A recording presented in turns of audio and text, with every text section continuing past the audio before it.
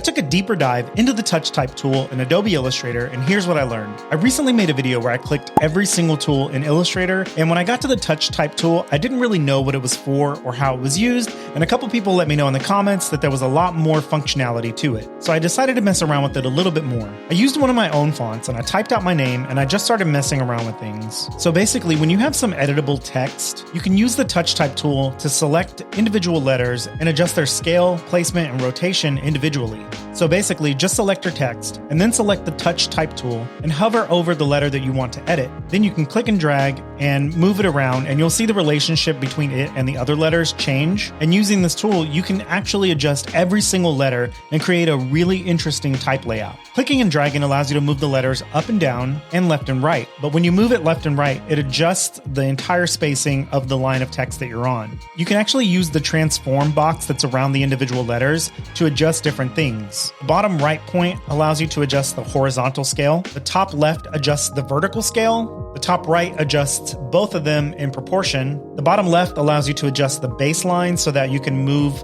the character anywhere you want on the line of text, and the dot at the top adjusts the rotation. So this all allows you to make some really cool text layouts and keep them editable. So you can change a letter if you made a typo, or you're just making an example for a client and you might need to change the text later. This also allows you to grab the entire text layout and change the font all at once. This is a super cool tool, and I'm really glad that you guys left comments so that way I could go back and check it out. It was really cool to be able to make that every tool video and still be able to learn more things even after I posted it. If you want to see me click on every single tool in Adobe Illustrator, watch this video here.